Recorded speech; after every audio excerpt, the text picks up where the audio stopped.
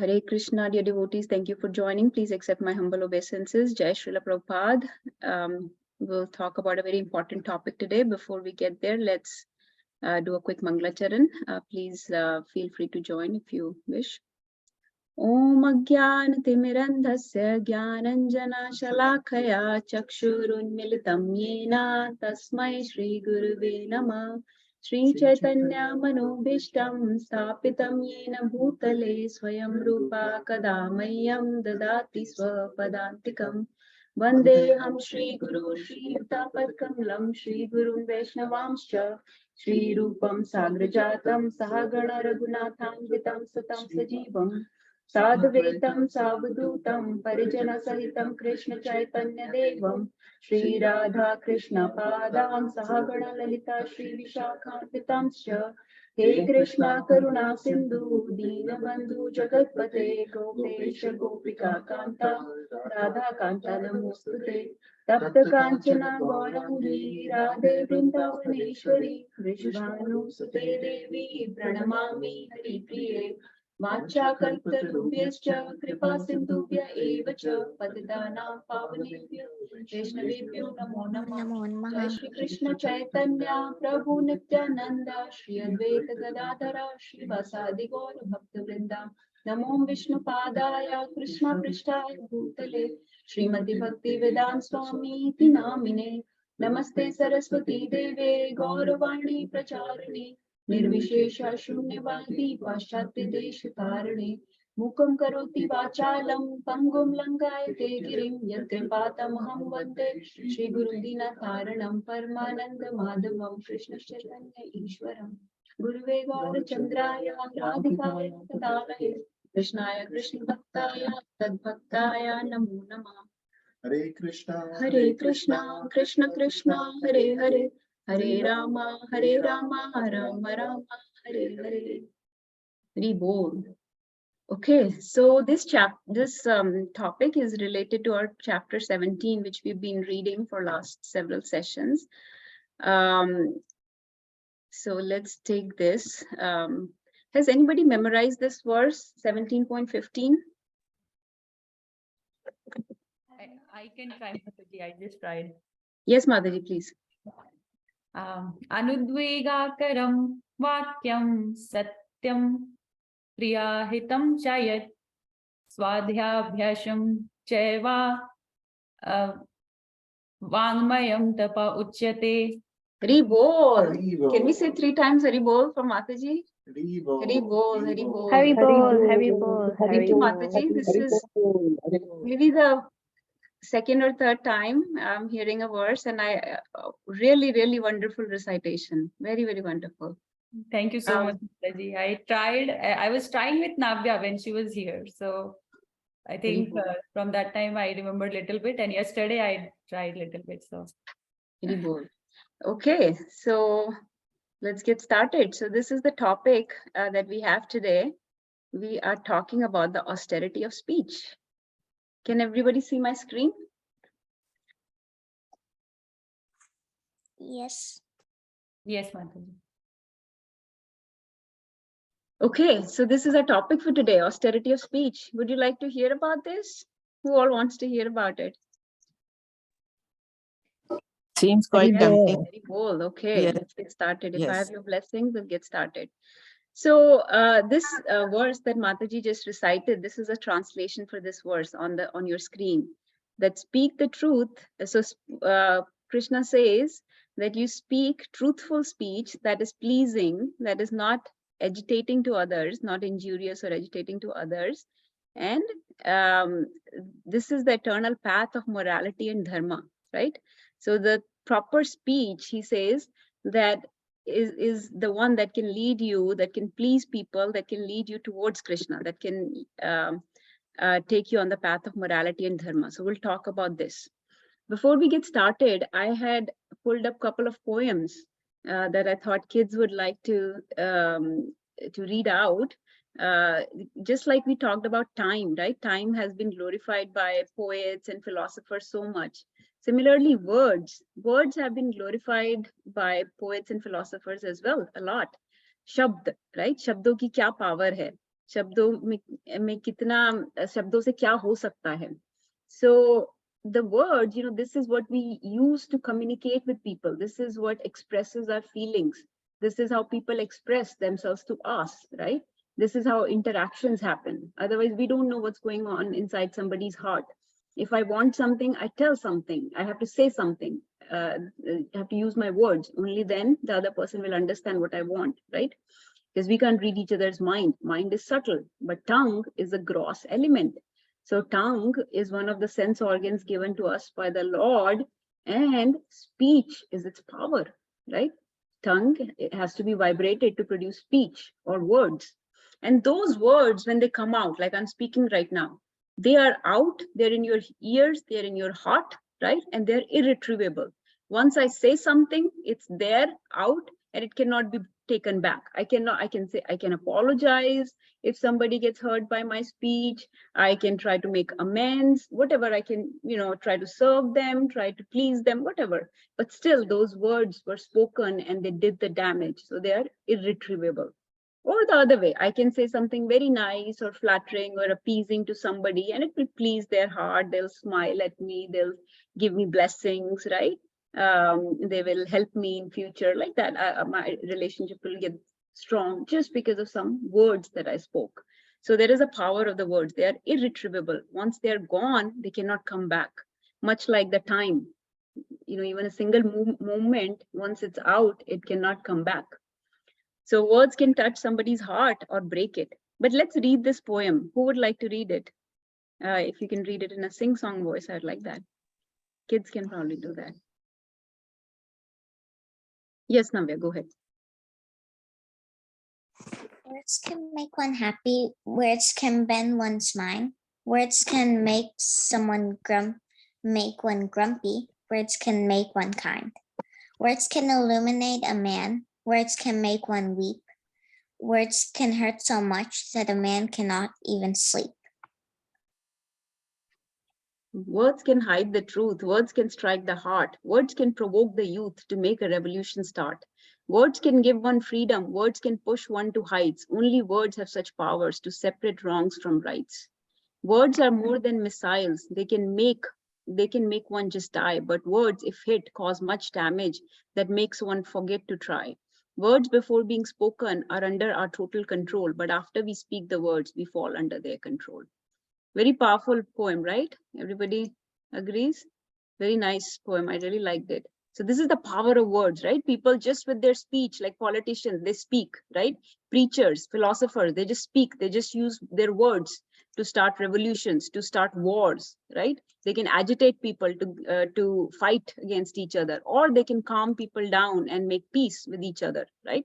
So everything we do, we use words. Jab Krishna gaye Hastinapur Sandhi Prastav Leke, right? So he was very soft spoken, very gentle mannered, and he presented his truth very clearly and nicely in a very pleasing, appeasing manner to the Dhritarashtra and to the other assembled people.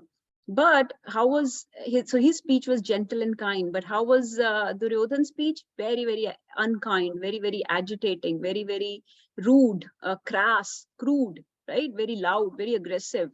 So words have a lot of power. And so just by saying that ek suing ki nok jitna bhi land nahi dunga, right? With that rough speech, he drove Krishna away. He started a war, and then he drove Vidura away also. He told Vidura such unkind things, if you remember from our previous discussion we had about that.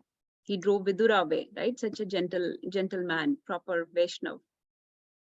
So words have such power, right? We should say them with proper tone, proper intention, right amount. Don't waste words. Practice kind and gentle speech, right? So that is the power of words. Now I will show you something else. Power of silence. Silence is also very powerful. And there is a poem written about that too. Huh? Who can read this poem? Would someone like to read this? Please, I want more participation because I don't know what is going on. Can I read it, Mataji? Yes, please go ahead.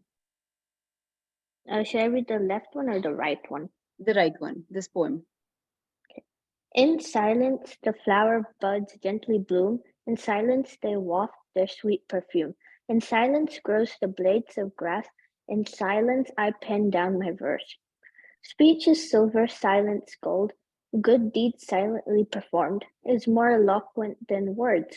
In silence lovers cuddle and sleep. True love communicates through oceans deep. Look at the mountains towering so high. Clouds kiss their tops and silently float by. In silence the monks move their prayer beads. In silence they perform their charitable deeds.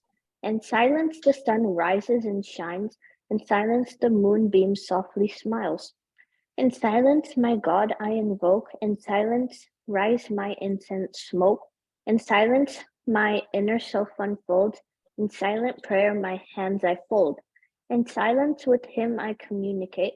In silence I surrender to my fate. In silence I beg him to make me whole. In silence to him I surrender my soul. In our noise-polluted world, silence is difficult to find, but I know one day the silence shall be Mine. mine. Hari Bol. Thank you, Vedi, for reading Hari Bol. So we first read power of words. Now we read power of silence. So what is this? Silence is also very powerful, it seems, right? All these great people that have been mentioned here, the monks, the mountains, the clouds, the sun, the moon, they're all operating in silence and they're accomplishing huge deeds. You cannot compare anything to, what we are doing is nothing compared to what sun does or what moon does or what mountains do or what monks do. So they say that true love is communicated through oceans deep. So what is this? So the silence also is powerful, has power.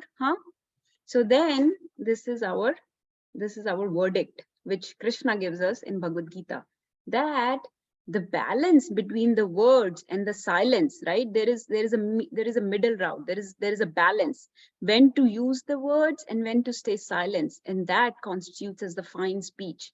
And if you remember in chapter 10, Bhagavad Gita, Krishna says that I am the he says Kirti Shri Vak Cha Narinam, that among the women, I am the fine speech, intelligence, steadfastness, determination, and patience, right?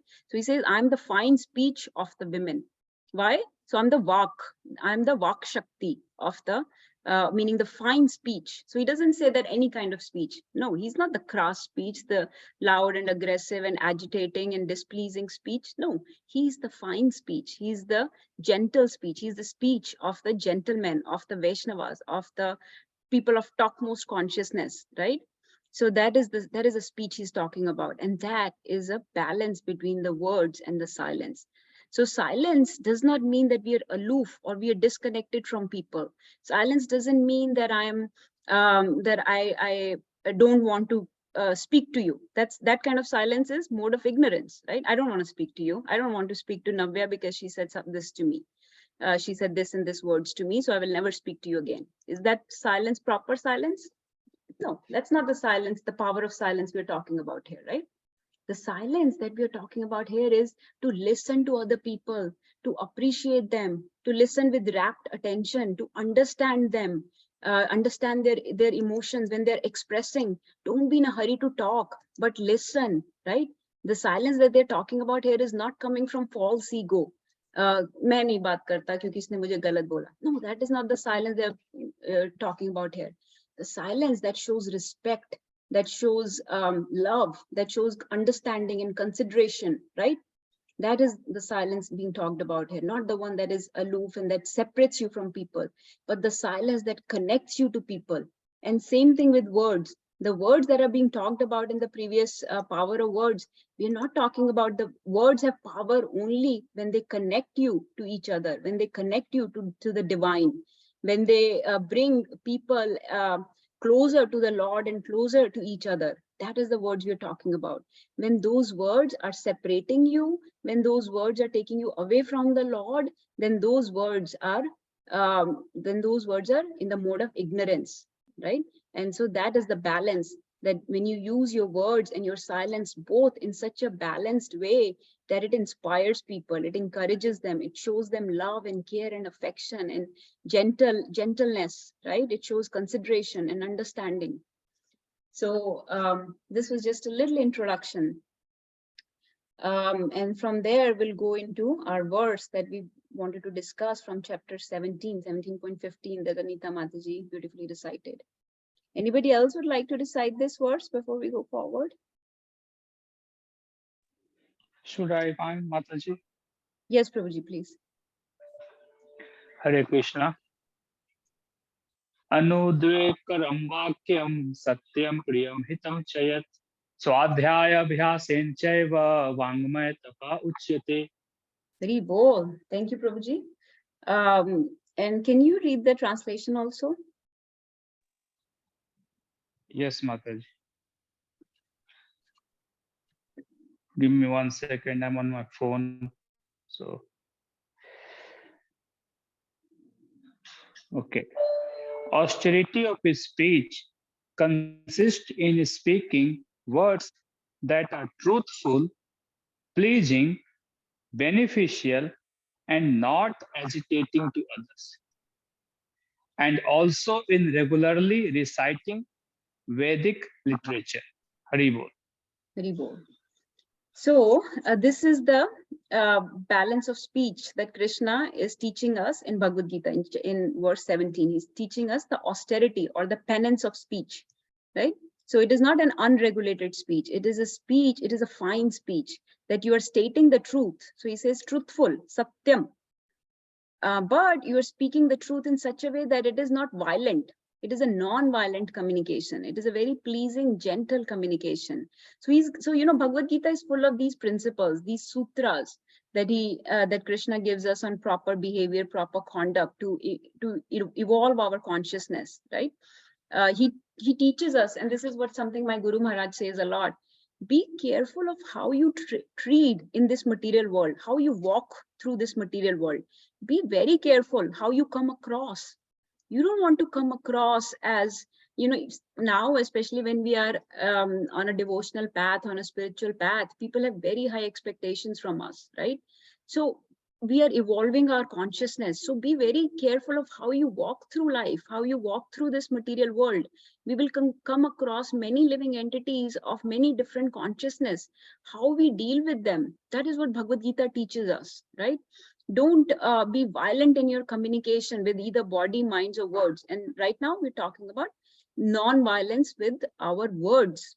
So the penance of speech, right? That is what we're talking about. So Krishna is giving us some sutras, some principles. And not only Krishna, there are so many verses throughout the scriptures that teach us how to speak. Just like English philosophers and poets have written so many poems, similarly, our scriptures, our Vedas are also full of various verses about the proper speech. So like this verse here, it says, Satyam bruyat priyam bruyat na bruyat satyam apriyam priyam cha na nanritam bruyat esha dharma sanatana. So this is saying, Satyam bruyat. Bruyat matlab bolo. Satya bolo, always speak the truth. Priyam bruyat, but say it in a pleasant way. Na bruyat satyam apriyam, or harmful truth mat bolo, unpleasing truth mat bolo, apriya satya mat bolo.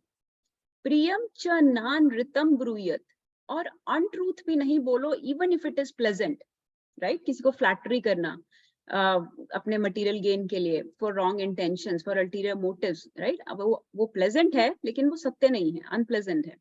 So that is untruth, even if it is pleasant. Don't say all of these things. Esha dharma sanatana. This is the basis of eternal religion. So it is very important to speak truthfully, pleasingly, not speaking untruth. And even if you're speaking truth, it should not be harmful. And then this famous verse from Nectar of Instruction, right? Some of you have memorized this verse. I know that there are many that have memorized this verse. If you've not, please try to. This is the first verse.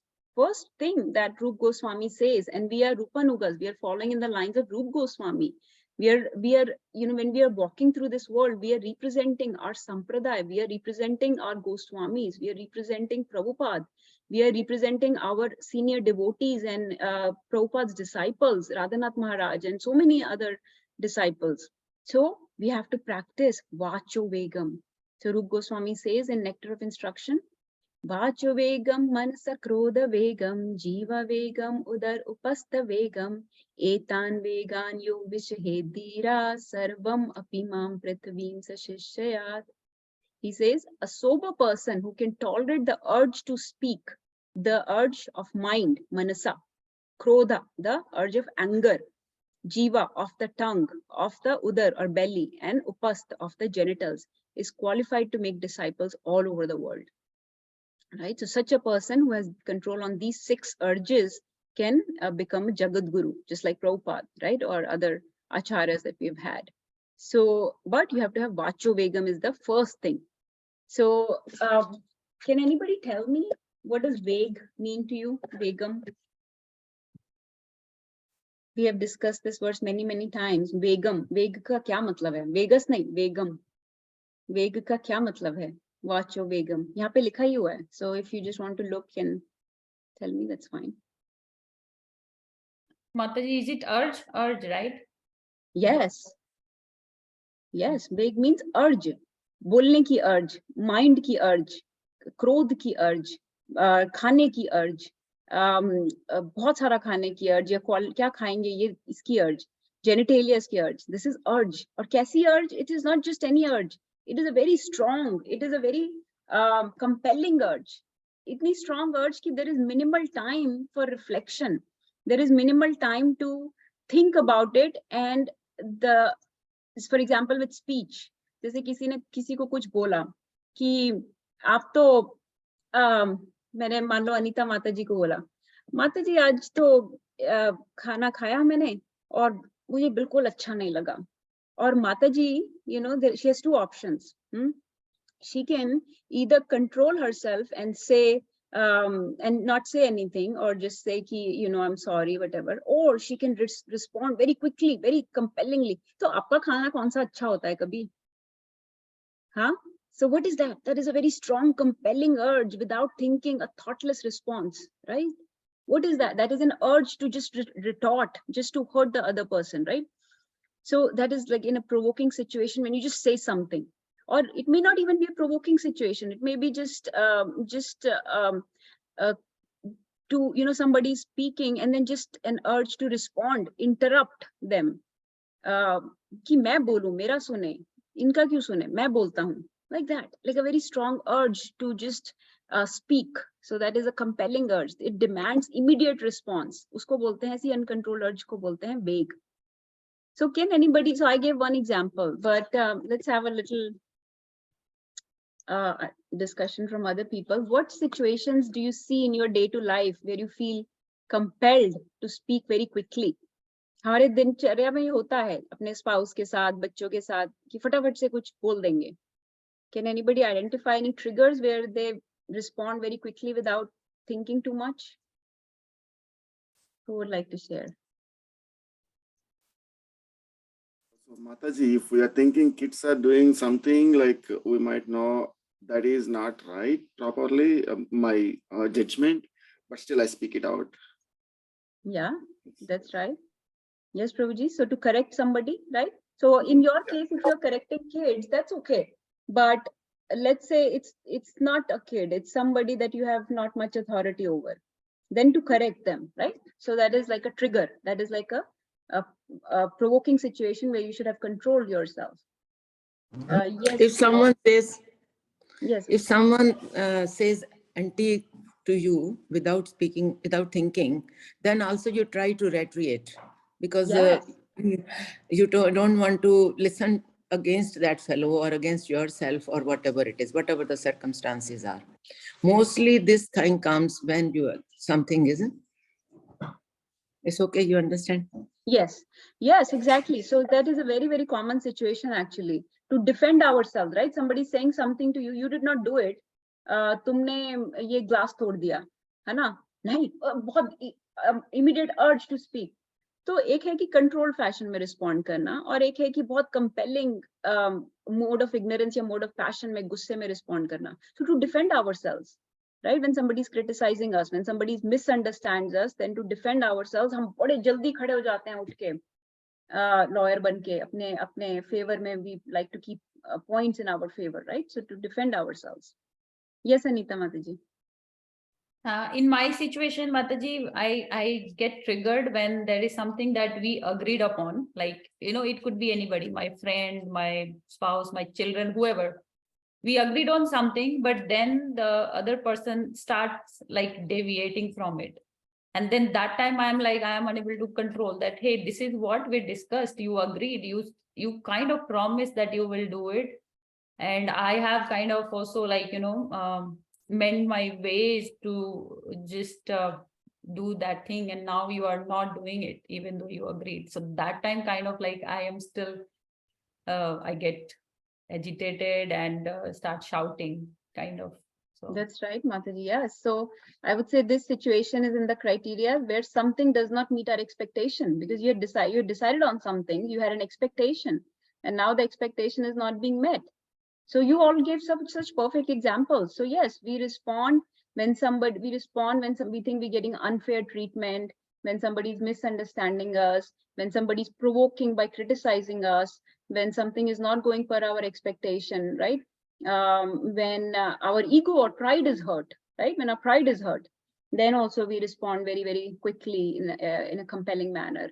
When we want to show off, sometimes people, something is going on, they want to show off their skills or knowledge, and they start speaking out of turn.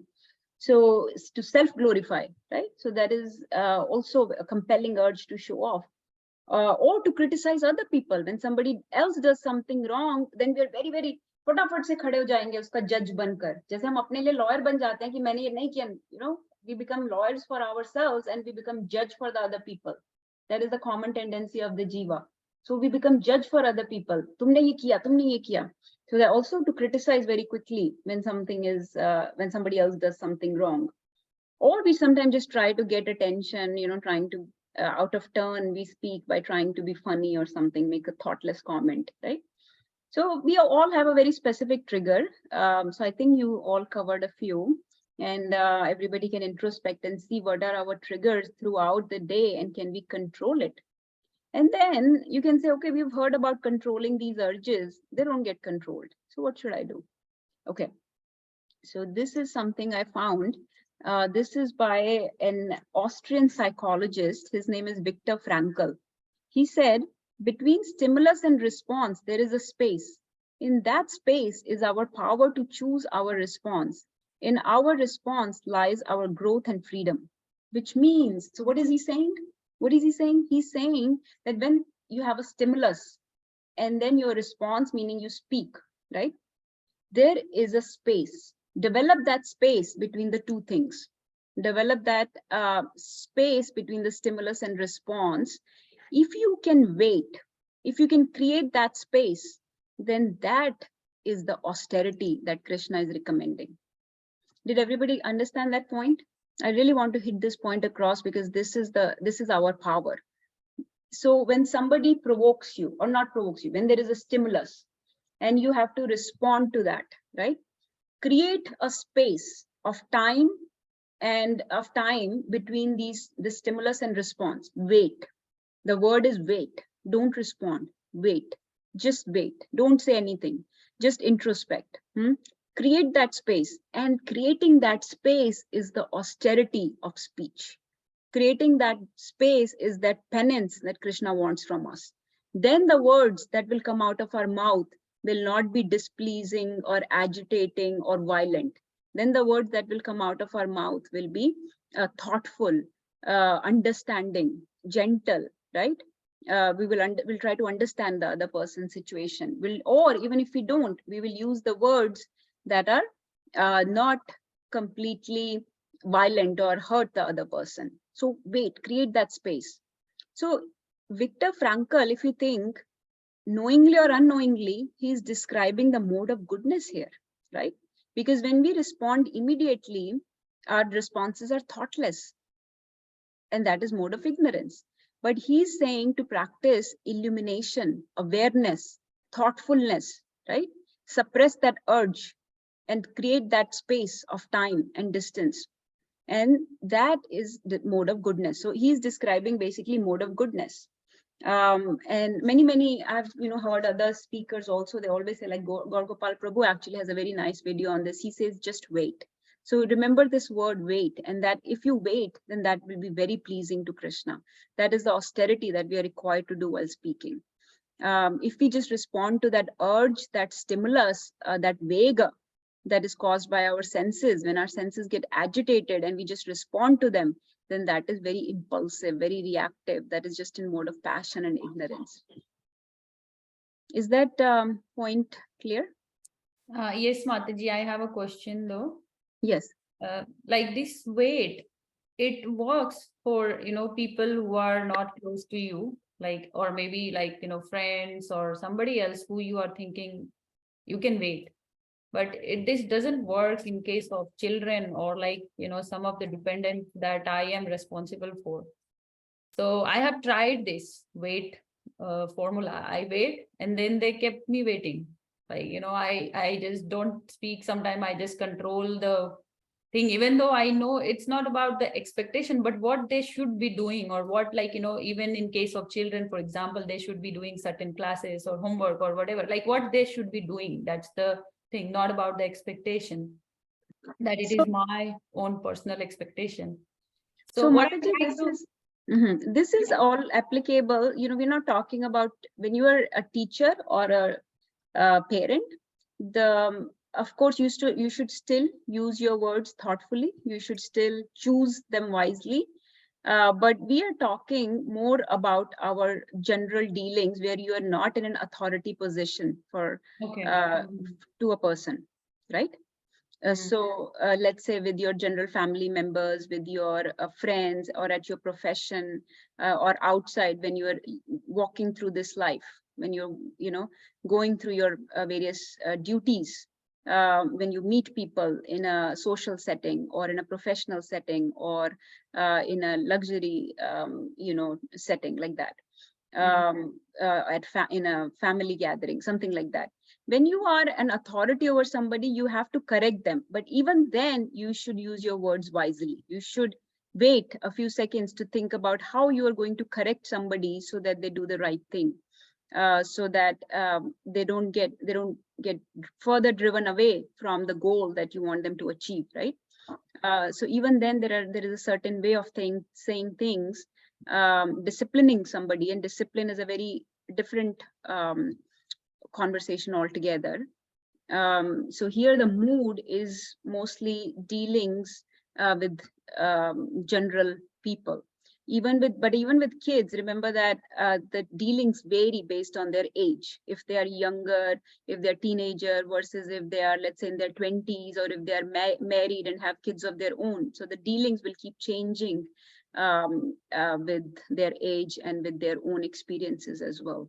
So as a parent, how you discipline the kids, or as a teacher, or as a leader, how you deal with the people under your authority is a matter of parenting and disciplining, which depends on that person's understanding, that person's level of consciousness, right? So Yes. kids, you have to deal, like with a third, you will deal in a very different manner compared to how you will deal with Vinita. And again, you will have to know, as a parent, you understand what works best for them. But we are talking here more about general dealings. Thanks for clarifying that, Mataji. I started just thinking. So. Some people advise that during this period of waiting, we can count 1, 2, 3. Either 1, 2, 3 or 1, 2, 3, 4, so as to make up the mind and calm down your senses. Yes, or I'll tell you a better way. You can chant Hare Krishna Mahamantra. So now that we have the tool of Hare Krishna Mahamantra, just chant in your mind, Hare Krishna, Krishna Krishna, Hare Hare, Hare Ram, Ram Ram, Hare Hare. And then Krishna will give you the understanding from within on how to respond, right? But yes, very nice point. So we can focus on something else. We can kind of distract our mind from focusing on the provocation or the stimulus. But this is not always about being provoked, like we discussed various other situations which are not necessarily provoking. It may just to be glorify yourself. No, wait, you don't have to glorify yourself. It is not pleasing to Krishna. So like that. So many situations where we speak out of turn, which is not needed actually. So let's break this down further. This verse, I'm going to break it down completely. And Krishna is offering us filters in the speech, right? So when you're speaking, Krishna is offering us about 5 filters. It's like sifting rice. कभी आपने देखा है गांव में जाते हैं तो कैसे राइस को सिफ्ट करते हैं लोग, है ना, उसको छानते हैं ना, उसमें से सारी गंदगी निकालते हैं. तो आपको भी अपने ऐसे सिफ्टिंग करनी है, फिल्टर है वो. तो कृष्णा ने हमको 5 फिल्टर दिए हैं इस वर्स में, तो हमको भी ऐसे सिफ्टिंग करनी है. तो एक बार राइस को आपने सिफ्ट किया, ऑल दिस गंदगी comes out, then they put it again on the filter, do it again, फिर जो निकला फिर उसको डाला, फिर किया, ऐसे करके एकदम साफ कर देते हैं उसको. So that's how we have to do with our speech also. Can we use that those filters that Krishna has recommended, and use those guidelines? Krishna has given us these guidelines, these criteria. So the first criteria Krishna has given us is satyam, or truthfulness, right? So who can tell me who is absolute truth? Who is absolute truth? We are reading Bhagavad Gita chapter 17 now. We should surely know what is absolute truth. Krishna. Krishna, right? He is Satyam Param Dhimahi, right? So he is absolute truth. Okay. So in the material world, so far, I think we have understood that everything is relative. All the truths that we see are relative. Is that right? Thumbs up, right? All the truths that we see are relative, right? So if you see in this picture, this is the complete truth, right? This is the absolute truth. But this person is seeing this aspect of the truth, and this person is seeing this aspect of the truth. So to this person, this is true, and to this person, this is true. Is that right? So there is my truth or your truth. This is relative truth, right? So there is always my truth or your truth. There is no absolute truth in this world unless we include Krishna, unless we appeal to Krishna. There is no absolute truth. So think about it. When you are with, जैसे माता जी बोल रही थी बच्चों के साथ dealing में, अब बच्चों को if you let's say you say, नव्या तुम्हारा हमेशा जब भी तुम पेंटिंग करती हो कलर्स फैला देती हो हर जगह. This is a very definitive statement. हमेशा तो नहीं करती वो, कभी कभी उठाती भी है, कभी कभी नहीं भी उठाती. But to make a very definitive statement, an exaggerated statement is basically a relative truth, right? So you don't need to make a definitive statement like this, an absolute statement like this, because it is not absolute. So you will say in a different way कि जब आपने पिछली बार उठाया था तो मुझे बहुत अच्छा लगा था, आज भी उठा सकते हो क्या? कभी कभी छोड़ क्यों देते हो उठाना, क्या क्यों भूल जाते हो उठाना? बट ये बोलना कभी भी नहीं उठाते, तो वो सोचेगा मैं तो हमें 90% तो मैं उठाती हूँ अपना सामान. So maybe I should stop doing it because she doesn't remember the 90 times that I was picking my stuff up, right?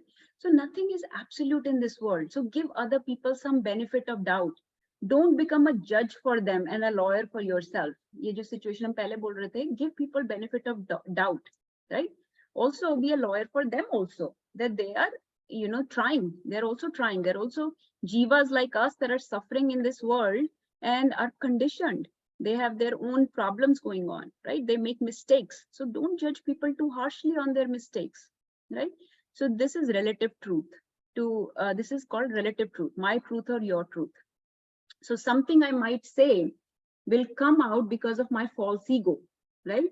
कि मुझे जो नहीं लगता ठीक या जो मुझे ठीक लगता है उसके हिसाब से I'll say something, and that is called a relative truth. So try not to make these kind of exaggerated truths or omissions in your life, because we are all conditioned souls, and these are the 4 defects of the conditioned souls. Everybody knows these 4 defects. Jiva ke ye jo 4 defects hote hain, right? Who can, so I already showed the picture. Who can quickly tell me what are the 4 defects of the jivas?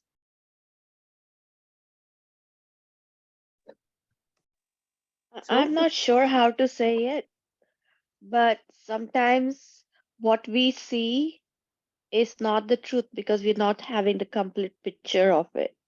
Yes. And then we assume it's true. Yes, Mataji. So you're describing to become illusioned, या फिर imperfect senses, right? And then we have cheating propensity.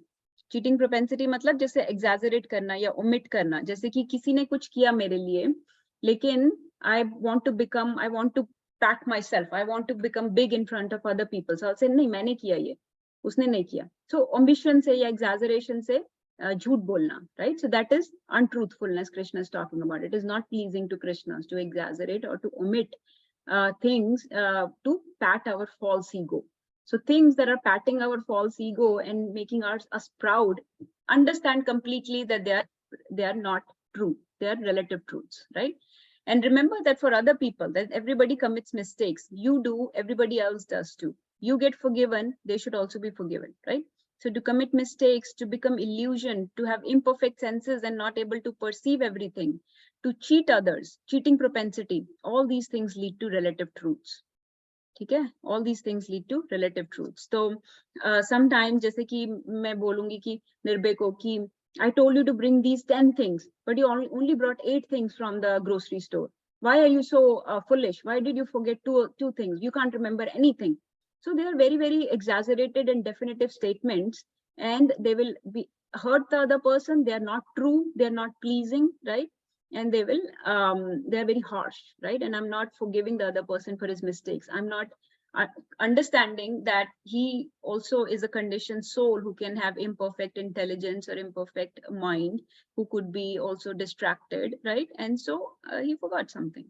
So like that, this is relative truth. So remember that there are relative truths in this world. So what you are seeing is not the complete picture. What he's seeing is not the complete picture. And so let's respect each other's truths and try to get along by using gentle speech to encourage each other and not to hurt each other.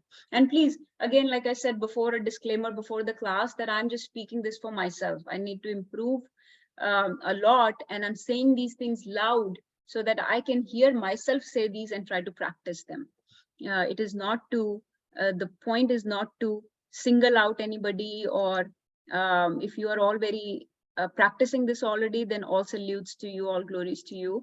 I'm very, very behind in this, and I would like to improve. So this is called my truth, right? Which is caused by my circumstances, my perception of the situation, my reality. And my perception, my reality is very, very limited, right? So this should make us, that is why we need to read Bhagavad Gita, so we can understand absolute truth.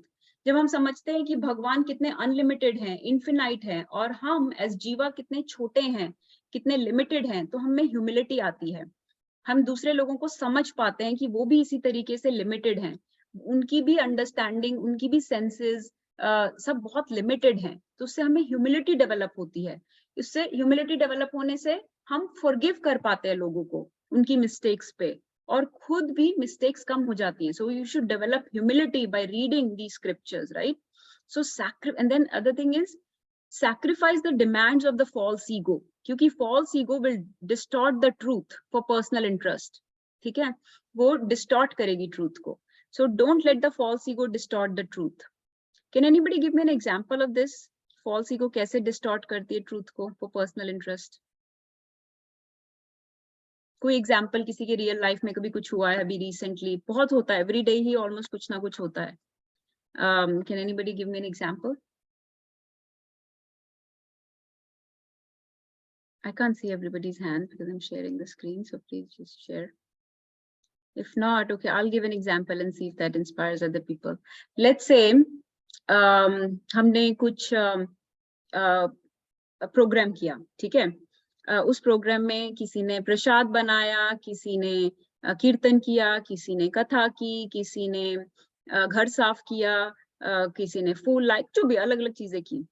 लेकिन मैं जाके बोलूं, लेकिन जब किसी ने मुझसे पूछा कि कैसा था आपका प्रोग्राम, तो मैं क्या बोलूं, अपने पर्सनल ग्लोरी के लिए मैं बोलूं मैंने तो बहुत अच्छे से किया, सारा खाना बनाया, सब घर साफ किया, सब फूल लाए, बड़ा अच्छा कीर्तन किया.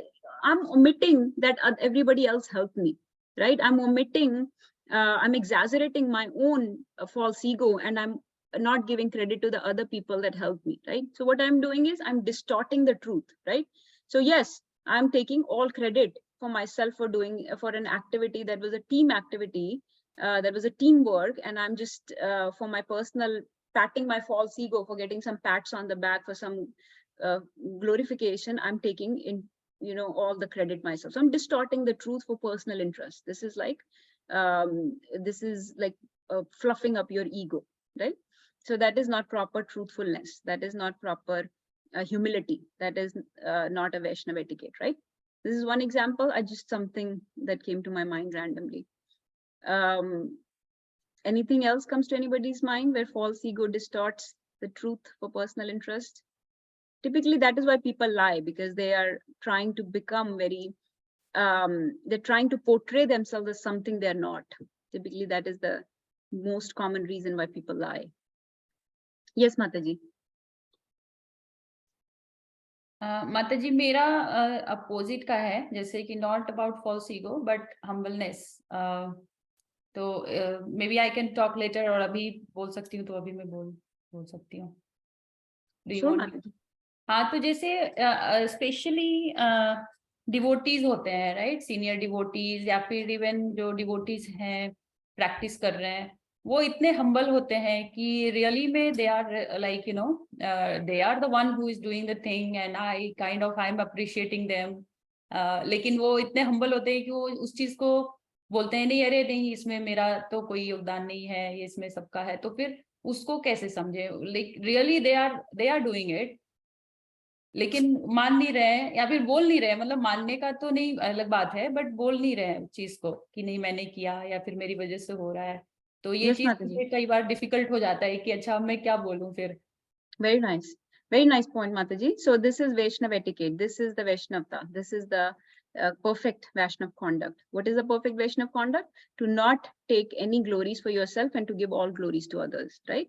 तो उसमें क्या है कि एक तो ये बात समझनी है कि Bhagavad Gita is not necessarily teaching us the Vaishnav conduct. Bhagavad Gita is just teaching us to become human. कि पहले तो झूठ मत बोलो, right? पहले तो दम्भी मत बनो, प्राउड मत हो, एरोगेंट मत हो, ह्यूमिलिटी हो, राइट, फॉरगिवनेस हो, है ना, बेसिक चीजें सिखा रहे हैं. और जो आप बात कर रहे हो वो बहुत ही ज्यादा evolved highest top level consciousness की है, जिसमें लोग बिल्कुल ऑपोजिट उस पे होते हैं. It doesn't mean they are lying by flattery. They are actually truly humble and don't think that they could have accomplished this without anybody's help. So they are giving credit to everybody that without their help, we could not have achieved this. Actually, that's true. Because on my own, I'm nothing. I'm an infinitesimal jiva. I could not do anything without anybody's help. So that is their mood. And that is the mood as a Vaishnav we need to adopt. If you are patting yourself on the back, if you're in the center of the room glorifying yourself, देखो मुझे कितना ज्ञान है, देखो मुझे कितना पता है, that is not Vaishnav etiquette. That is actually very, very displeasing. My Guru Maharaj gives a very nice analogy for this. जैसे कि वैष्णव हैं वो onion garlic नहीं खाते, right माता जी, है ना? Yes. onion garlic नहीं खा रहे, right? Avoid कर रहे हैं. अब मान लो एक वैष्णव संघ चल रहा है, संघ, उसमें कोई ऐसा व्यक्ति आ जाता है जो बहुत ज्यादा प्राउड है, दम्भी है, उसको सेल्फ ग्लोरिफिकेशन चाहिए, बहुत लाउड अग्रेसिव है. सो ऐसा कोई व्यक्ति अगर ऐसे जेंटल लोगों की एसोसिएशन में आ जाए, है, जो बहुत हम्बल हैं, जो अपना कोई क्रेडिट नहीं ले रहे, and this person comes and is taking credit and you know like this, so this person he said is like कि somebody reeking of onion and garlic from their breath. This is how the Vaishnavas consider this person, क्योंकि जैसे कि foul order की तरह वो लगेगा. तो इसीलिए जो आप बात कर रहे हैं वो बहुत ही हाई सिद्धांत है. हम क्या कर रहे हैं, हम तो सिर्फ नेगेटिव से जीरो पे आने की कोशिश कर रहे हैं, फिर हम जीरो से पॉजिटिव में जाएंगे. So I have some slides for Vaishnav conduct at the end also, but अभी हम क्या कर रहे हैं कि हम सिर्फ नेगेटिव नहीं, हम कम से कम झूठ बोलना तो बंद करें, अपने आप को क्रेडिट लेने के लिए, पर्सनल इंटरेस्ट के लिए, ग्लोरीफाई करने के लिए, पैसे बनाने के लिए, किसी भी वजह से जो करते हैं लोग, फेम के लिए, नेम के लिए, किसी भी वजह से लोग झूठ बोलते हैं. पहले वहां से कम न्यूट्रल पे आए और फिर पॉजिटिव पे भी जाएंगे. Slowly we'll evolve our consciousness. But that is the mood that you've described is of the topmost Vaishnavas. Hare Krishna. Yes, Nebukul. Yes. So I just wanted to add that. So again, to understand this, Mataji, it is जैसे Natasha ने बोला कि it is that those people, they are actually either they're actually feeling that they do not deserve the compliments being given, because whatever they are doing, let's say somebody did, और कोई किसी और का हाथ नहीं है, आपको लग रहा है सिर्फ उसी ने किया है वो काम, तो और कुछ दिस वेरी क्लियर, किसी ने भाई कहा है कि भाई किसी ने समझो झाड़ू लगाया एंड यू आर सेइंग आपने बहुत अच्छा झाड़ू लगाया, अब उसमें किसी और का हाथ नहीं है डायरेक्टली, राइट? तो इट इज नॉट कि वो कह रहे हैं कि नहीं, it's not, I don't do anything, मैं तो बड़ी मिनियल सर्विस, बिकॉज एक तो ये है कि it is either there true thinking ki anything that I'm able to do, like, Krishna says, I am the ability in man. So it is because of the Guru or Krishna. So either it is because Krishna gave me this intelligence or gave me this strength that I was able to do this job, or due to Guru, because Guru guided me in such a way that I had the intelligence that I could do this job. So they give all the credit to Guru and Krishna. So either they are in that mood truly, जो higher souls है, or let's say जो मध्यम अधिकारी है, कनिष्ठ अधिकारी है, they are wanting to be in that mood, they are trying to get there. तो जो हम जैसे लोग हैं जो कि try कर रहे हैं to get there, we are struggling, we are trying to be devotees, we are trying to get the Vaishnava etiquettes, we are trying to learn the acharan, which is the highest, to really get into that mood ki nahi, maine actually nahi kiya, it is Guru and Krishna. So we are trying to copy, in the sense ki we are trying to get in that mood ki this is the mood I should have. So at least let me verbalize it, even if in my true heart I don't feel that and meko pride ho raha hai, at least by saying this, maybe Krishna will help me and I'll be able to get in that mood someday. So that is the thought, Mataji. Hare Krishna. Very bold. Thank you That so much. answers your Guruji. question, Mataji? Yes, Mataji. It's again like, I am just thinking ki like devotees जो होते हैं, senior devotees या फिर निर्भय प्रभु बोल रहे हैं जो try कर रहे हैं, तो उनका तो thought है, चलो बहुत ही शुद्ध और स्वच्छ thought है, like, to get the higher consciousness. But, जो लोग नए लोग हैं, मतलब I am talking about myself, like it will take time and also practice to understand these things. हमको तो बस यही लगता है कि अरे हमने तो सही में बोला था, like, this is what definitely he's doing or she's doing. So yeah, thanks for clarifying. Thank you, Nirbhay Prabhu. Yes, very nice point. So remember कि कोई सर्विस आपको मिलती है, चाहे आपने परफेक्टली भी एग्जीक्यूट की है, पर सर्विस बिना कृष्णा की मर्सी के बिना या गुरु के या वैष्णव की मर्सी के बिना नहीं मिलती service. So and Mataji, also what you are saying is not wrong. Like what you are doing by glorifying that other person is not wrong. That is what we are. That is also Vaishnava etiquettes. That we always have to give all glories to others. So if you see somebody doing something nice or good service, so we are supposed to glorify that. So that is not wrong by saying that. So you are right on your end by glorifying or the other person for their service. So that is also the right etiquette. So we glorify others, but at the same time we have to develop that feeling कि जो हम कर पा रहे हैं, it is not our ability. yes. And, okay, so yeah. जो हम कर पा रहे हैं, that is because of Guru and Krishna. जो बाकी लोग कर पा रहे हैं, that is for them. That is because of their ability. Yeah. So अपने लिए different है, दूसरों के लिए different है. अपने लिए बहुत ह्यूमिलिटी है और दूसरों के लिए बहुत वो है प्राउड की देखो ये हमारे डिवोटी हैं कितना अच्छा कर रहे हैं. ओके, अपने लिए प्राइड नहीं है. Okay, Hari bol. Yes, very nice discussion, Mataji. So then the point comes, always seek the absolute truth, है ना? Because अगर आपको समझ नहीं आ रहा, जैसे कोई दो लोगों के बीच में conflict है, समझ नहीं आ रहा क्या सही है क्या गलत है, then because we don't have the full picture, Krishna has the full picture, so look towards devotees, scriptures, and Guru for the absolute truth, right? Look towards Guru, Sadhu, and Shastra. So see how devotees would conduct themselves in that situation, that conflict, that argument, that whatever dealing there is. So look towards absolute truth, right? Okay, so since Mataji I mentioned have a this, question. yes, Mataji. Just like you said, when two people are fighting or they have an argument, so speak the truth. Or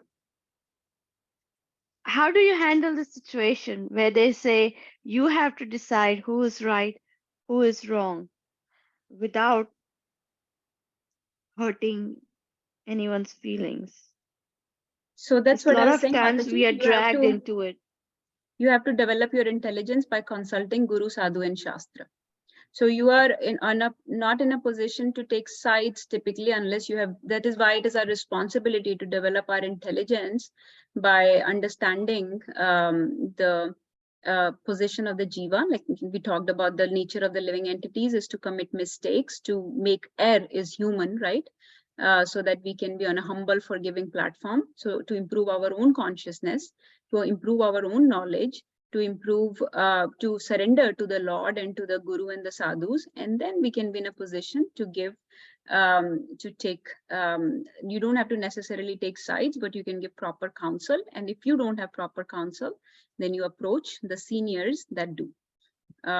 So that it's not always black and white. There is, like we said, there is always truth to both situations, and it takes a certain level of maturity to understand, what is better for that particular situation. So these are very specific things that we'll have to discuss on a very personal, specific level. अगर कोई होता है चीज, क्योंकि ऐसा नहीं है कि कोई सही या गलत है हर सिचुएशन में, देखना पड़ता है कि क्या बेस्ट है for that particular situation, time, place and circumstance के हिसाब से.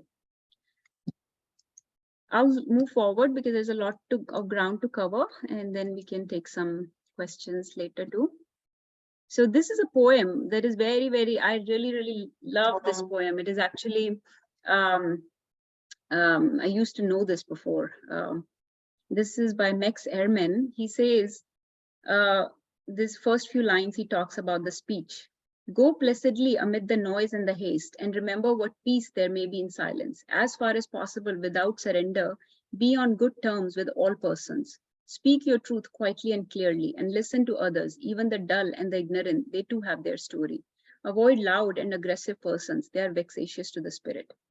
So इसके आगे बहुत अच्छी poem है ये, please read पूरा whenever you get a chance, but this is the part that talks about the speech. कि इस दुनिया में बहुत noise है, बहुत confusion है, बहुत chaos है, बहुत misunderstandings है, especially in Kali Yuga, where anarthas are high, false ego is running high, right? People are clashing and conflicting too much because their pride is really fluffed up. So there is a lot of noise and haste because of that, and that is caused by the predominance of mode of ignorance, right? Everybody's operating in mode of ignorance or passion. So, so that is why we are told to follow this spiritual path where we can understand what is actually mode of goodness, that peace, that silence, that satisfaction, that illumination, the knowledge. What is that? That is why we chant on our beads every morning. We commune with the Lord. We talk to him every morning by chanting. We talk with him that please give me the intelligence to deal with this Kali Yuga, to deal with the anarthas of my own and of other people, to make me humble, forgiving, tolerant, like Mahaprabhu said, become humble and tolerant, right? So be on good terms with all persons. That is that way I don't, when I treat through this life, through this material world, I don't hurt other people, right? And don't get hurt by others either. And speak your truth quietly and clearly, and listen to others. Everybody has a story to tell, right? And as an advanced person, as a spiritually mature person, like I know Anita Mataji is becoming a life coach, right? What does that mean? Listening to the others. They all are telling their stories, the kids in your household, that your dependents, your students, your loved ones, your friends, your community, they all want to talk. So listen with rapt attention. Don't just talk, listen. We have been given 2 ears and 1 tongue. And avoid loud and aggressive person. Don't be loud and aggressive. That is not very pleasing to Krishna. Very gentle, dulcet. Think of the wonderful devotees. I mean, we met with let's say Amoglila Prabhu. He has so much knowledge, but he just heard our doubts, and very he would think about it in a very mature fashion, very gently and calmly he would respond to that. But not loud and aggressive, never interrupting, never conflicting, never arguing, just very, very gentle, humble, nice way, deal with people. So that was the first thing about truthfulness, right? The truth that is, remember that other people, they're all practicing in mode of ignorance and passion, and there is all relative truth. So seek the absolute truth. Then the second filter that Krishna gives us, the second guideline, is hitam, or beneficial, right? We should speak what is beneficial to others. अब कोई कहेगा beneficial का मतलब कि मुझे सब लोगों को सब बताना चाहिए, तुम्हारे में ये प्रॉब्लम है, तुम ये बंद कर दो, तुम्हारे में वो प्रॉब्लम है, तुम ये शुरू कर दो, तुम्हारे में वो प्रॉब्लम है, इसको छोड़ दो. This is beneficial for you, right? Is that the beneficial speech, hitam? What do you think? What does everybody think? I think so. No, maybe we have to speak in such a way like we don't hurt someone. Okay, but it is not hurting, it is helping you, right? If I'm saying, जैसे कि मान लो कोई smoking करता है और मैं उसको बोल रही हूँ कि स्मोकिंग छोड़ दो. It is helpful, right? Yeah, it can go both the ways. I mean, that one is helpful, but sometimes it can go, depending on the situation, can go both the ways too, right? Yeah. Just like, let's say, just I'm giving an example. I have a friend, her father was, not nice man, but she kept hurting him, like telling him in a very unpleasant way that you are not a nice man, and especially in his old age. So those words can hurt too. They cannot be beneficial, even though if it's the truth, what he did wrong. Yeah, okay. Yes, Mataji, that's right. And Vedai put a very nice point. She said in the chat, she's written to me, we don't have the authority to tell others. Exactly. So I'll give you a situation. जैसे मैं सड़क पे चल रही हूँ और कोई smoke कर रहा है. I'm not going to tell them, don't smoke. Okay, it's injurious to your health, don't smoke. That is not going to help. Why? Because I don't have any relationship with that person. I don't have authority to tell him. And I'm just a stranger and he did not seek my advice, right? But when that same person comes to me in the office, now he's my patient, right? Now I have the authority to tell him that don't smoke, this is harming your health. Now I have a relationship with him of a doctor and patient. He has come to seek my advice for good health, so I can give him beneficial advice. But this is the point mentioned here on the screen. Unsolicited advice is the junk of life. It is a junk mail of life. Nobody cares. Nobody wants to hear. Don't give unsolicited advice. It is not a Vaishnav conduct. It should not be practiced. So unless that person is under your authority, like your child, or like where they said sibling, or your student, right? Then, or they come to you seeking that Prabhuji, Mataji, I want to give up this habit, or I'm not feeling good these days. What do you think could be going on? Or I'm not able to do such and such. Can you tell me some? Can you tell me some improvement in my life? Then you tell them, okay, do this, do that, right? So unsolicited advice is typically not recommended. If you look in Bhagavad Gita, what did Krishna do? In the entire first chapter, he did not speak, right? Even in the second chapter, so only Arjun was speaking. Arjun kept saying things. And then in the second chapter, finally, he said this verse. Now I'm confused about my duty. I have lost all composure because of miserly weakness. In this condition, I'm asking you to tell me for certain what is best for me.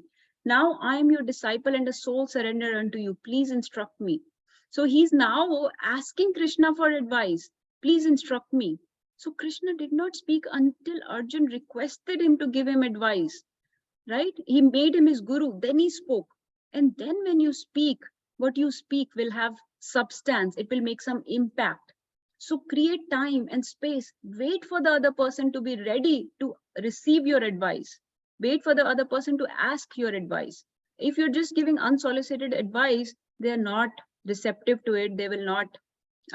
This is actually unpalatable and quite disrespectful also in some ways.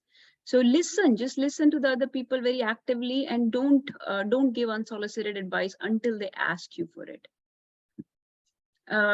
So this is one of the things about beneficial. We say that we should speak beneficial, but it doesn't mean that you just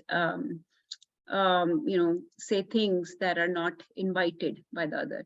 So just listening sometimes can be actually more beneficial. When somebody comes to you, like for example, so many people, will come to you and they'll start venting and sharing their life events, right? The most beneficial gift, actually, the hitam that you can do for them is to not speak or give them advice, but actually just listening to them. Just nod your head, just encourage them. And when they're speaking, don't start preparing your response in your head, right? That is, that way you miss out on a lot, because that person is sharing his heart with you and you're already thinking about what I'm going to say. How does that help? You're missing out on what that person is sharing. just listen wholeheartedly, look into their eyes, make eye contact, don't be looking at the phone, listen properly. Do not just nod your head, encourage them, let them open their heart to you, right? And then when they see that you are so receptive, you're non-judgmental, you are not a loud, aggressive person, but somebody who's very, who has their best interest at heart, then they will ask for your advice. And then you give advice, just like Krishna did to Arjun. So Krishna is setting a very good example. So this is one of the things about beneficial. We'll go to the next part of beneficial in a few minutes. I see some people raise their hand. Nidhi Gupta, Hare Krishna. Nidhi, please. Hare Krishna Mataji. I have a question from the poem, which the slide which you have shown, the last third line, which you have just discussed about avoid loud and aggressive persons, and this is applicable for us as humans to follow the path of Krishna. But for example, we are in a situation where we are, we interact with people on a daily basis, and somehow we are connected through friends and their friends and all, and we come across with people who are loud and aggressive, and there is just one side of saying, there's no listening. So how to avoid such kind of conflict, which should not hurt my feelings. At the same time, I do not want to hurt the other person, but we could not come on a mutual understanding of like this behavior is not appropriate, and at the same time the person is not ready to listen. I hope I am able Yes, to make some Mataji. sense. Yeah, thank you. Thank you for that nice question, Mataji. Yes, I think we all have come across such situations in life. So it is, it depends on your relationship with those people. If you can avoid such people that are just harmful to your mental health, to your physical health, that are loud and aggressive, and their content is just not very palatable to you, the content of their speech is not very palatable and maybe disrespectful, and if your mental health is getting affected, your emotional health is getting affected, it is better to avoid such people. You show such people respect from distance. We'd always show respect, but we avoid in very intimate dealings with them. So you will not have very personal, confidential connections or intimate settings with them. You can meet in a group setting where they cannot harm you vocally, while with their verbal violence they cannot commit against you, because it is a group setting. So you avoid any personal, intimate connections with them. That is one way. If this is somebody that is very closely related to you, with whom you cannot avoid an intimate connection, and who is verbally violent, disrespectful, loud and aggressive, then it is a very difficult situation, Mataji.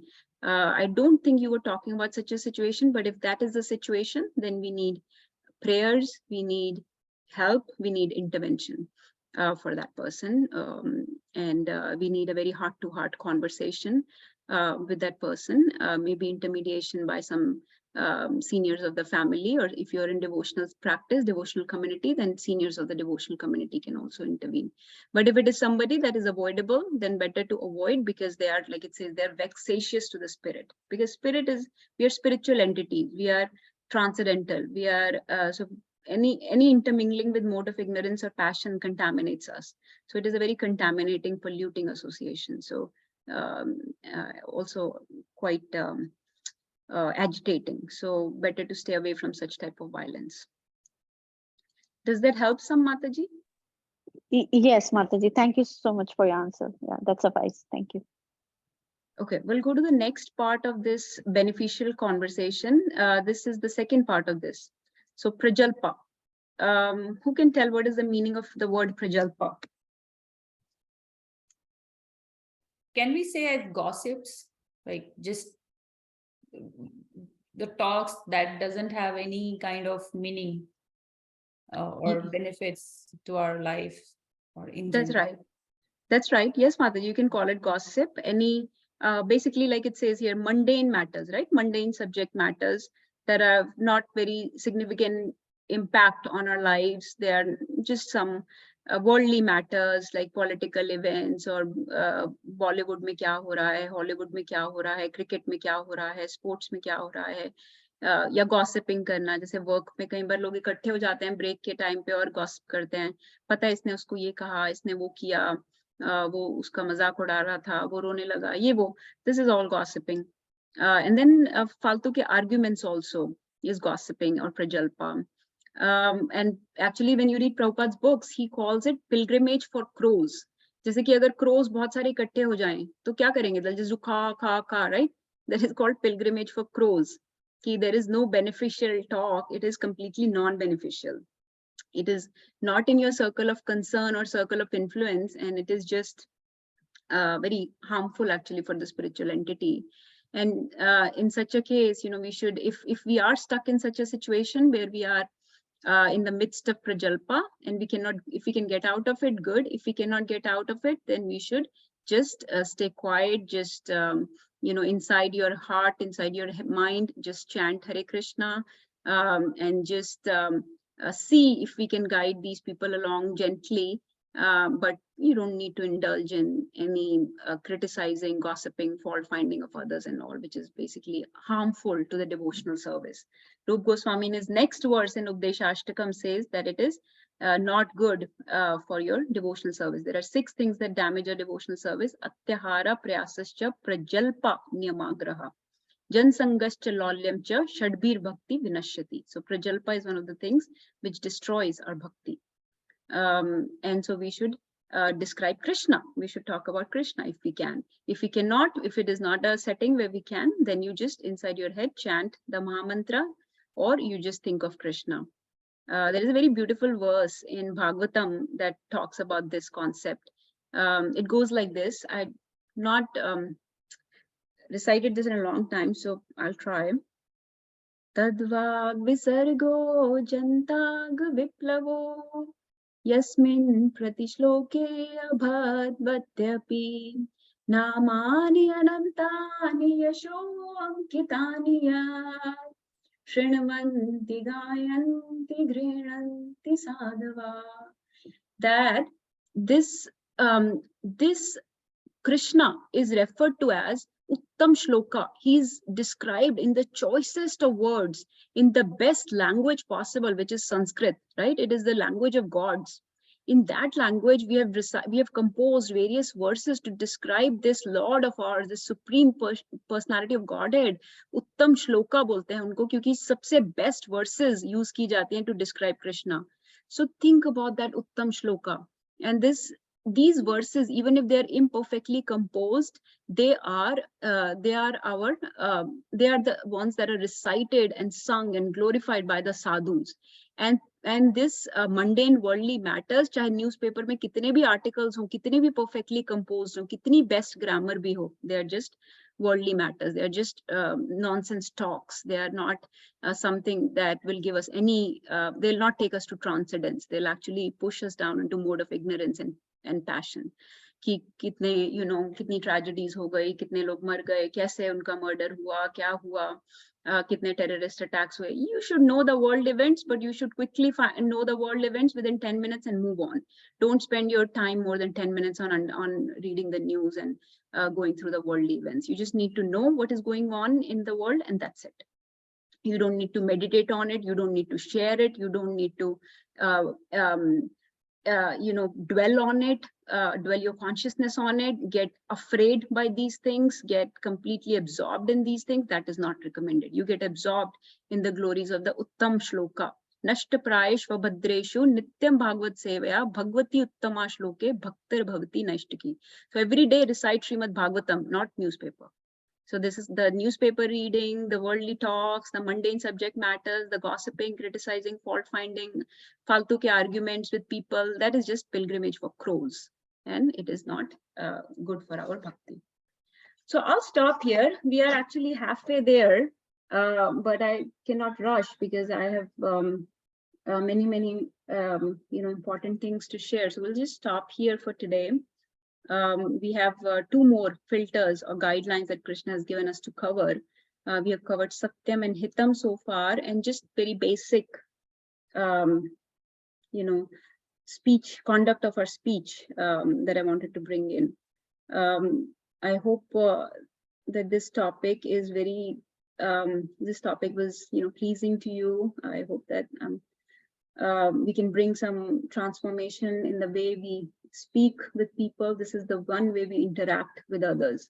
Any of our other sense organs does not interact with people. This is the one sense organ that interacts with people. So hopefully we make those conversations, those relationships, pleasing, loving, full of care and affection, deep from our heart, and not just hurt people with our words. With that, I'll stop. Anybody else has any questions? Realizations, reflections? Would you all like to hear the rest of it next time? Yes. Hare Krishna Mataji. Hare Krishna Prabhuji, would you like to share something? Yeah, I have just one, I would say, comment. I won't say comment. I have also heard from the lectures, and it is related to the subject that we just spoke about, the beneficial thing. Should we talk to anybody if it is beneficial to them? And the answer, as you said, no, it's no, unless you are authorized.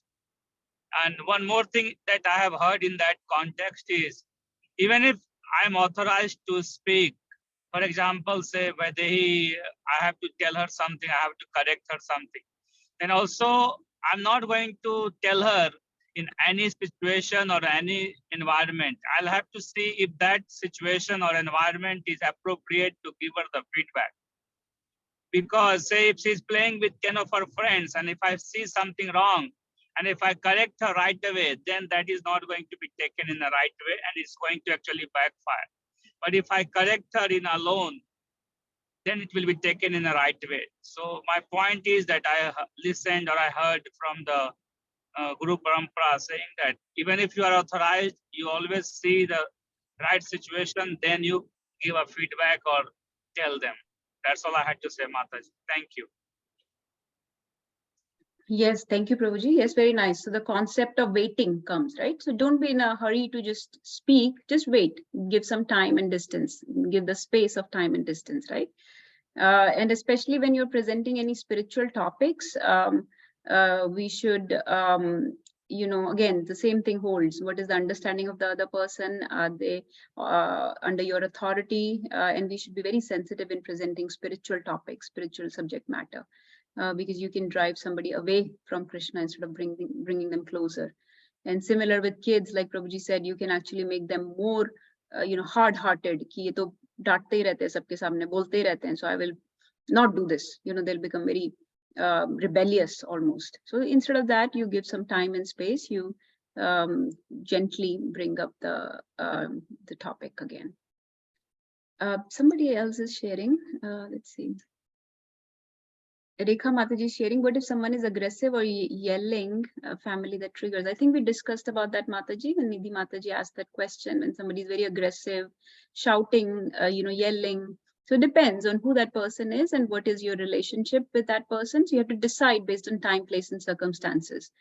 We have to use discrimination. उसको बोलते हैं विवेक बुद्धि. Discrimination को हिंदी में बोलते हैं विवेक बुद्धि.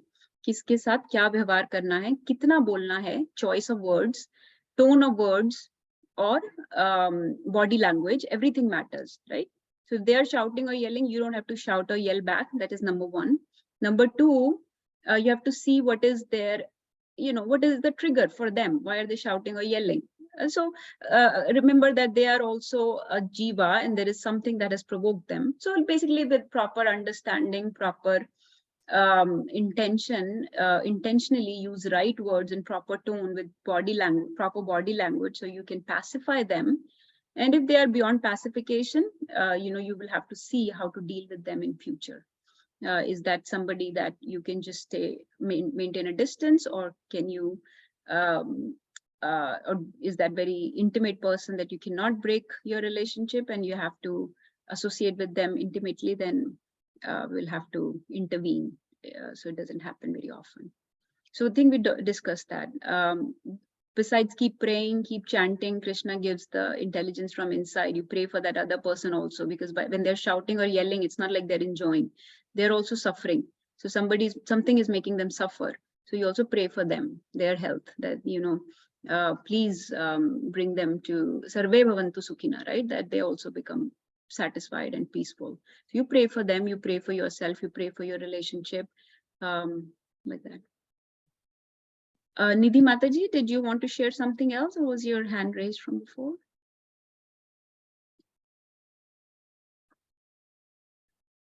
Okay, Haribol. Anybody else wants to share? Hare Krishna. Yeah, just wanted to say that thank you very much for discussing this topic. I need a lot of improvement on all these spheres that were discussed, and and I also like the fact that you, as you mentioned, that you use a lot of poems and other things, which are not necessarily, like this person who wrote Desiderata or all these poems. They're not reading Bhagavad Gita. So this is, as you're saying, this is the basis of for our interactions. And Krishna is also that, he's affirming to these facts too. So this is just general principles that sorry, that we need to learn and need to work on for our dealings with everybody, so that we can be pleasing, we can be people who people look up to in terms of, oh, okay, this person is having such a nice acharan, then what is he doing that he's getting this acharan from, and not otherwise. And sometimes I myself, I'm at the other end, not doing the right acharan, not behaving, not speaking the correct words, not speaking in a pleasing tone, and need to correct all that, so that we can be a better version of ourselves, and serve Krishna in the right mood. Yes, and one more thing I also wanted to say is, they like this is again just to give an example. Just yesterday we were having a small discussion, and somebody who's not in Krishna consciousness, who doesn't know, who not necessarily has been reading or following necessarily Bhagavad Gita in detail, but they mentioned very similar things, that we don't need to be loud, we need to be humble, we need to be, religion is not, we should not be pushing things down other person's throat, and we should be acceptance, we should be um, accepting other people as it is, in terms of, and that is kind of exactly what our Bhagavad Gita also says, and we discussed today, that we need to accept other people as they are. Everybody has super soul in them, so we need to actually be in that mood that everyone is. Radhanath Swami Maharaj says that we should not be proud at all that we have this Krishna consciousness, or we know a little bit about this, because the other person, we are just lucky, we just got this by chance, by Guru and Krishna, that we got into this association, and we are being able to hear a little bit of this. But the other people, they may be actually very elevated souls from previous lives, from things that they have done before. They actually may be very much more elevated than we are in any way. So we need to respect them, other people, other beings, other species, for the same thing, that we are in the mood that they are, amaninan man devis ketane sadari, that everybody else, we don't expect any, we should not expect any man for ourselves, and think that everybody else is better than me. We should be in that mood. So that is the mood that we have to get eventually, or try to get. So that, so yeah, just wanted to mention that this is not the property of ISKCON, or this is not property of necessarily Bhagavad Gita. This is just general etiquettes almost that we are trying to learn. And yes, thank you. Haribol. Yes, Nabipro, very nice points. Yes, we'll talk about, like we said, we'll go from minus to 0 and 0 to plus, which is Vaishnava etiquettes of Krishna consciousness or topmost conduct. And so behaving in devotional circles or spiritual circles is a whole different ball game. But before that, we have to at least know how to behave in general association with normal people, with our family, with our friends, with our community, with our profession, those kind of associations first, and then Vaishnav association may fir apne aap theek ho, matlab, you know, we'll learn that next time more. But yes, very nice point, Nirbhay Prabhu. All, whether it's English, whether it's any religion, they all, you know, speech is very, very important. We are all using speech to communicate. Anybody else wants to make any point?